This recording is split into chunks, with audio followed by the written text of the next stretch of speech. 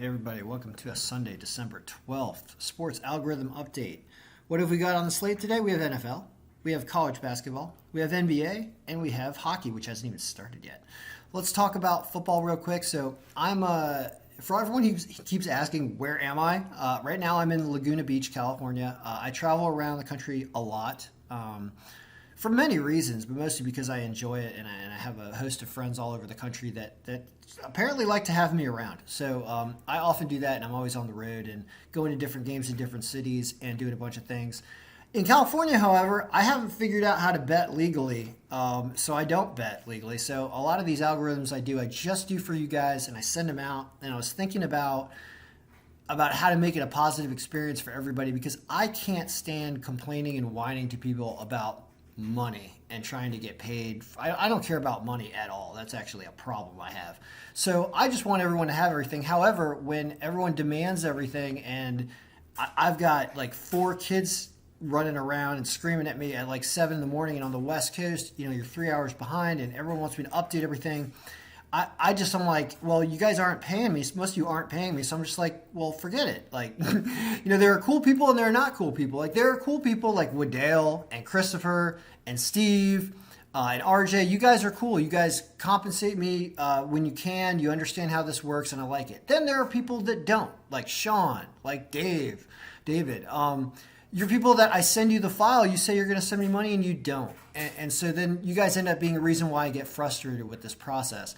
So understand that I'm one human being doing a million things, and I'm not even betting on these games and not even watching these games. So in order for me to spend the time on this work, if I stop getting compensated, I stop doing it. That's just the way I look at it. So just understand that going forward.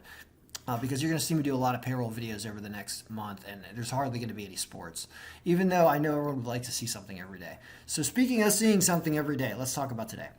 1 and 4 o'clock games are done or going on right now. Okay day so far. Dallas did win, almost in line with the projections. That's good. Baltimore loses though. Odds makers beat us on that game. Oddsmakers had Baltimore as an underdog. We had them winning. All they do is cover the spread. They do not win the game.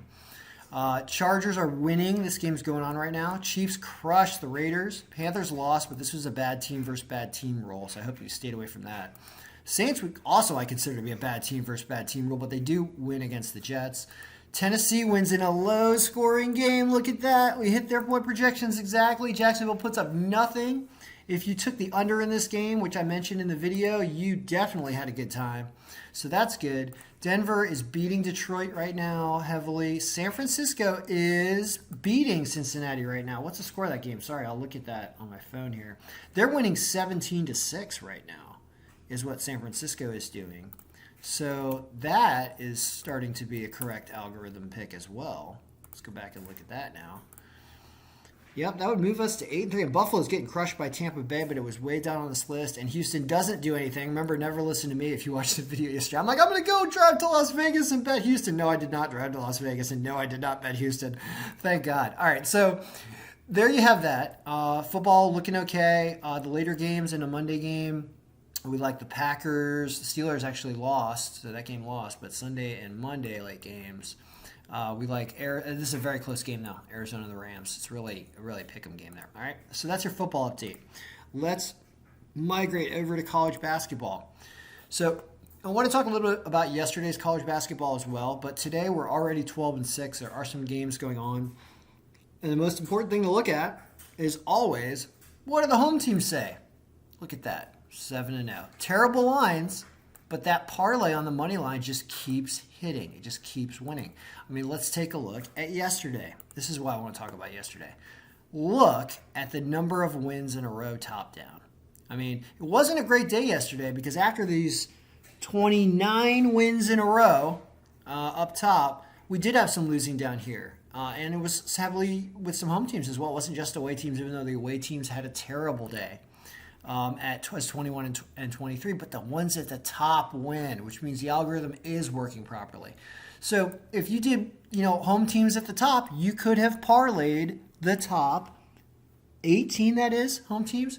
And here's something why I want to show you why this is more valuable than what the odds makers are doing. So if you look at everything, we hit like 29 in a row. Well, what about when you sort this by money line ascending? which is the order with which the odds makers have created this list, meaning they're willing to only pay you a certain amount on your wager on the money line on certain teams in a certain order, with the biggest favorites or the lowest payout at the top. Well, here's what I noticed about that. They got a loss right here. They don't have 29 in a row. They had Michigan over Minnesota, a game that we had only at a 4% margin, which ends up being way down on the list when you sort this thing by margin. So what is that saying? It's saying the algorithm is doing its job, and it's identifying each game for its strength and its weaknesses, and it moved that game at a minus 850 line way down on the list, and they ended up losing. Meanwhile, we got somebody at the door. Hold on, we got somebody at the door. Let's find out, and it's probably a kid too. Hold on a second.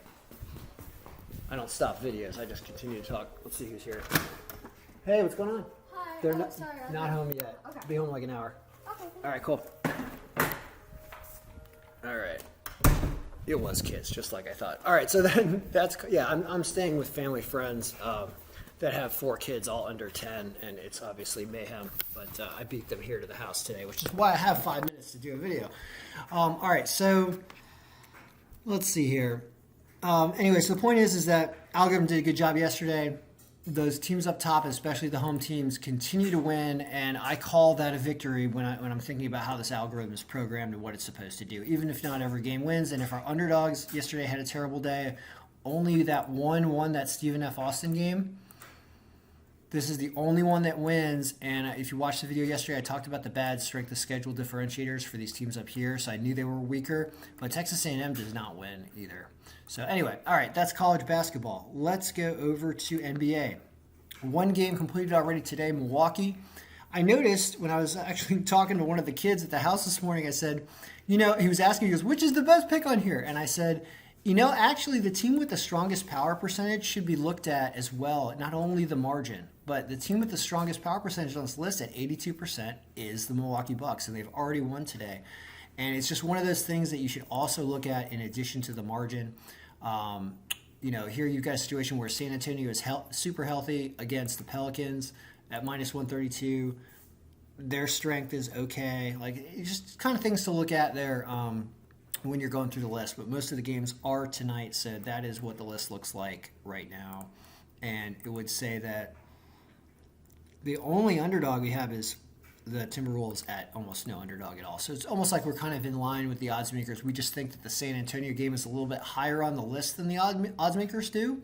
So there's something to be said about, for example, this being a stronger pick than Minnesota, but even it's stronger than Dallas, which is at a worse line. That's really the comparison you should be making in the order here. So that is basketball. Let's go to hockey, which none of the games have started yet, I believe. Yep, it's not 4 o'clock on the West Coast yet. So we have some picks here. Our pick of the day did win again yesterday, being St. Louis, and they covered. Today, the number 1 pick of the day is Minnesota, who did not win yesterday. I talked about them extensively in the video, so you know they're going to lose 2-1 like they did. Well, the algorithm likes them today. Also likes Florida over Colorado. Look at the underdog lines on these picks. My goodness. And Nashville, we like over the Rangers at an underdog. Oh, my God, it's underdog Sunday. And slightly likes Vancouver over Carolina? Is that true? Why on earth? Wow. How about that? So 4 of the 5 games it likes as underdogs. Anyway, guys, that's the update for Sunday. I'm not going to watch any of these games or know what happens, but I'll probably do a recap video tomorrow because all the kids will be in school, so we'll have some time, some unabated, uninterrupted time. All right, so good luck, everyone. May all your picks be winning.